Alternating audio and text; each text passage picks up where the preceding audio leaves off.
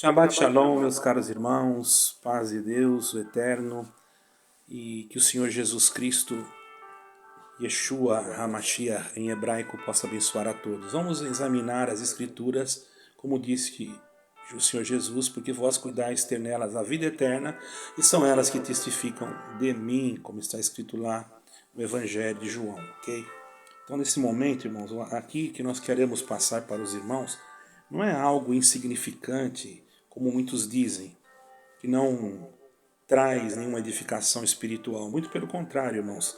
É algo que muitas lideranças não ensinam e que faz parte, sim, para nós podermos ficar mais envolvidos com as coisas de Deus. Quanto mais você se envolve com aquilo que é do céu, mais você agrada a Deus. O próprio salmista disse, num dos seus salmos, que a sua lei e são as meditações nos lugares das minhas peregrinações. Então vemos que isso não é contraditório à palavra de Deus. É contraditório você achar que você estudar um hebraico, um grego, mesmo que seja por método simples, seja algo insignificante e que não te levem a nada. Muito pelo contrário, você sendo pobre e necessitado, fazendo isso, demonstra o teu esforço que você está, nesse momento, focado em aprender alguma coisa a mais, que embora você possa dizer, não há necessidade de eu ter isso para a vida eterna. Não, não há. A necessidade é apenas de você crer em Jesus Cristo. Mas quando você busca e que você tem desejo, isso não é mal, porque faz bem para a tua existência, para a tua alma e para a ocupação da tua mente, para que ela não se torne uma oficina para que o inimigo venha trabalhar nela. Ocupe o teu tempo nas leis do Senhor, ocupe o teu tempo meditando nos 10 mandamentos, ocupe o teu tempo meditando no sacrifício de Jesus, no hebraico, o que aconteceu em Jerusalém, até mesmo no teu lazer, esteja em comunhão com Deus, porque o céu sempre estará olhando para você. Quando eu digo céu, quero dizer Deus, acima de todas as coisas, está olhando para você, porque Ele veio como um cordeiro, mas ressuscitou como um leão, ok? Então vamos ler aqui aquilo que nós temos que ler. Está em João, na primeira epístola de João, ok? Capítulo 5, versículos 6 e 8. Os irmãos perdoem se eu gaguejar um pouco aqui. Esse é aquele que veio por água e sangue, isto é, Jesus Cristo, não só pela água, mas pela água e pelo sangue. E o Espírito é o que dá testemunho, porque o Espírito é a verdade, porque três são os que testificam no céu, o Pai, a Palavra e o Espírito Santo, e esses três também, irmãos, são os três que testificam na terra, o Espírito e a água e o sangue. Os irmãos, percebem a minha simplicidade? Eu não estou aqui para querer aparecer, ok? E esses três concordam, são unânimes é uma unidade, ok, irmãos? Porque Deus é um só. Temos que entender isso. Então, dentro do cristianismo, do messianismo, o significado da água e do sangue, mencionados aqui na palavra de Deus que acabamos de ler, especialmente em passagens como 1 João 5, 6, 8, tem interpretações profundas, irmãos, e espirituais. São interpretações e é importante nós sabermos. Esses elementos, irmãos, simbolizam aspectos essenciais da missão de nosso Senhor Jesus Cristo, irmãos, do plano de salvação. Como é bom a gente meditar no que o Senhor Jesus Cristo fez por nós. Isso não é nenhuma coisa que não tem valor, embora muitos líderes religiosos hoje menosprezam isso e deixam isso de lado e preferem profecias que muitas das vezes eles mesmos produzem nas suas mentes e elas não se cumprem. E muitas das vezes pregam até coisas contra os princípios da sua própria denominação. E depois, querendo se justificar, dizem que é Deus que mandou, sendo que Deus não mandou coisa nenhuma. Devemos ter cuidado, irmãos, com esses líderes e pedir a Deus que tenha misericórdia deles, porque na verdade estão longe de entender o que é o sacrifício de Jesus Cristo na cruz. Ok? Então nós entendemos assim, o sangue representa o sacrifício de Jesus Cristo na cruz, a expiação pelos pecados. Ele derramou seu sangue para nos reconciliar com Deus. cumprindo a profecia, irmãos, a profecia divina, que através de um sacrifício perfeito foi feito pelo Senhor Jesus Cristo, pelo nosso Messias. Está escrito também em Isaías, no capítulo 53, versículo 5, e também você pode consultar sua Bíblia em Hebreus 9, versículo 22.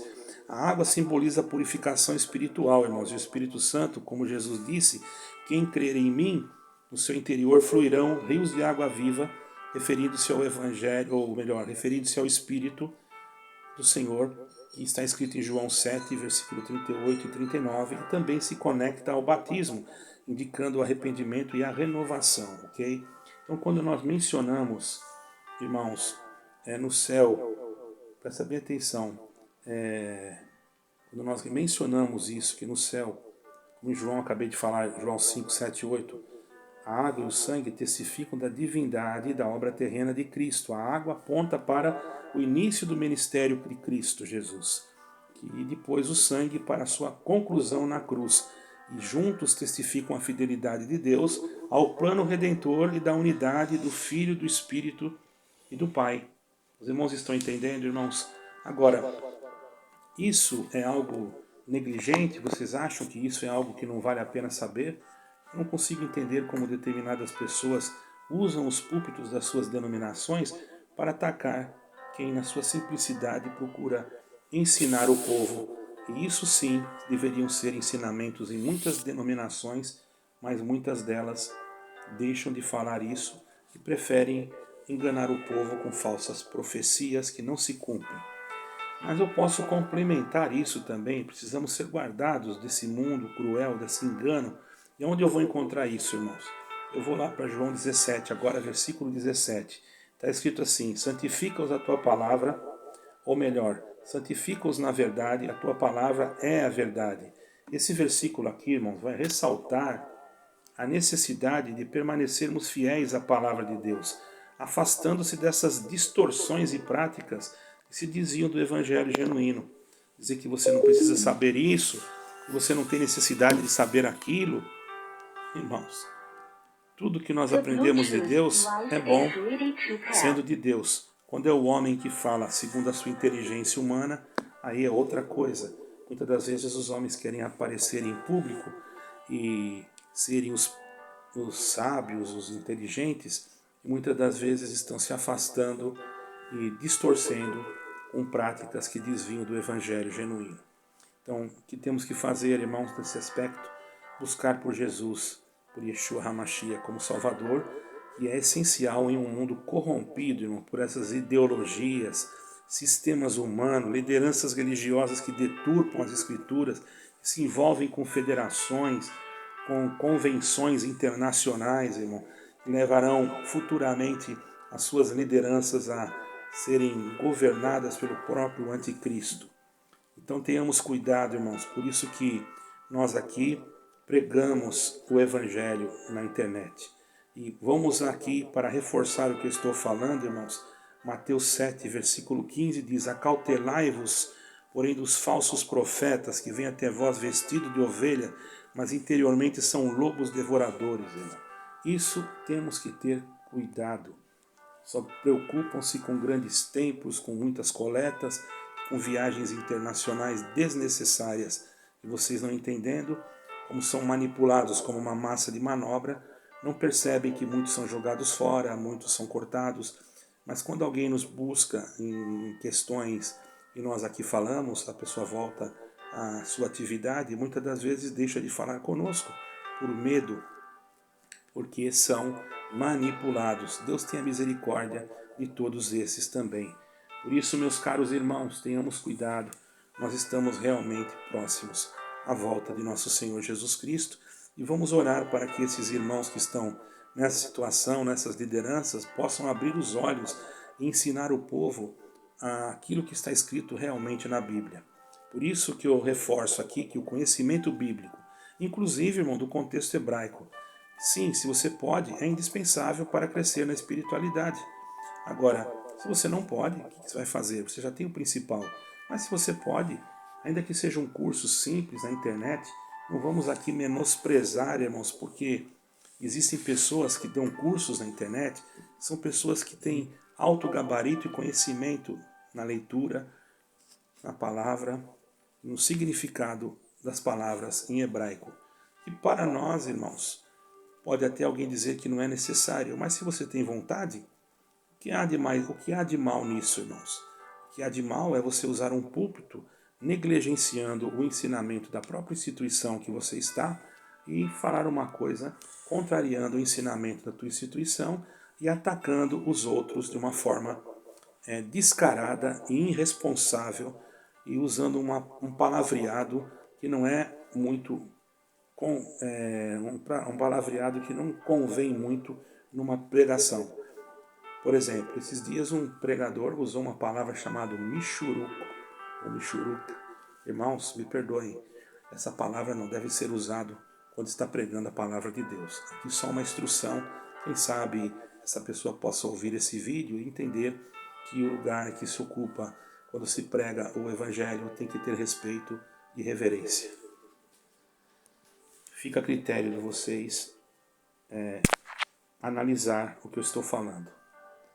É triste, irmãos. A gente conhece, infelizmente isso está trazendo problemas.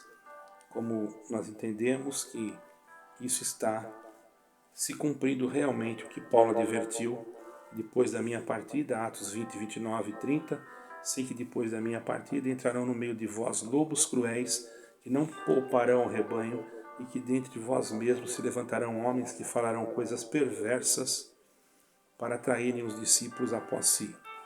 Certo? Esses lobos, eu não estou aqui generalizando, não são todos, mas existem. Esses lobos não apenas distorcem a palavra, mas também exploram os recursos que deveriam ser usados para cuidar dos necessitados e desviam para os seus próprios interesses. Aquele dinheirinho ali que você dá com tanto sacrifício, muitas das vezes, você dá para uma pessoa usar ele em estabelecimentos de hotéis de luxo, restaurantes de luxo, enquanto infelizmente você às vezes está comendo um ovinho frito na sua casa e você agradece a Deus por isso, e louvado seja Deus, que foi isso que Deus preparou. Nós agradecemos e pedimos a Deus que abençoe a todos vocês que estão ouvindo esse vídeo. Não estamos aqui atacando, mas sim dando um despertamento. Quem sabe esses homens possam deixar esses determinados jeitos de tratar as coisas de Deus e cuidar dos necessitados e ajudar aquele que precisa. Portanto, irmão, é fundamental que nós, muitas das vezes, não estou dando aqui conselhos, mas muitas das vezes é fundamental que dessas práticas que esses homens, líderes, cometem essas práticas, irmãos, se arrependam. Porém, se não, vamos continuar nós mantendo o foco em Jesus Cristo como nosso único e verdadeiro Salvador, que nos conduz à vida eterna. Isso está escrito também em Hebreus 12, 2, que nos encoraja olhando para Jesus. Diz bem claro, ele nos encoraja assim, eu vou ler o versículo. Olhando para Jesus, autor e consumador da fé, só Ele pode nos guiar na verdade e purificar os nossos corações e nos preparar para a vida eterna com Deus. Irmãos, Deus abençoe a todos. Espero que vocês tenham entendido o recado. Que Deus nos guarde de tudo aquilo que é incoerente e que também é para deturpar a palavra de Deus. Aqui só falamos de Jesus Cristo e alertamos e pedimos a Deus também que tenha misericórdia desses homens, porque não desejamos o mal de ninguém, antes amamos a Deus sobre todas as coisas e o próximo como a nós mesmos. Mesmo estes que muitas das vezes nos desprezam, nem nos saúdam e criticam, porque nós não sabemos, nós também criticamos, mas não atacamos. Não podemos ser colocados dentro de um pacote juntos, porém deve ser analisado cada um, cada forma, cada maneira de ser falada. Eu agradeço a Deus porque tenho feito meu trabalho em Cristo Jesus e não quero o mal de ninguém. Sei que muitos querem o meu mal. Vejo pelos comentários a natureza de cada um, como se manifesta e como é procedimento das pessoas que realmente não têm conhecimento algum do Evangelho. Não sou sábio, mas procuro buscar as coisas de Deus com diligência e com responsabilidade. Me considero um pecador, mas estou diante de Deus me humilhando constantemente, porque aquele que disser que não tem pecado, mente e está se enganando a si mesmo. Deus abençoe a todos. Leia lá em 1 João, capítulo 1, versículo 8, e você vai entender o que eu acabei de falar. Shalom a todos, fiquem com Deus. Amém e amém.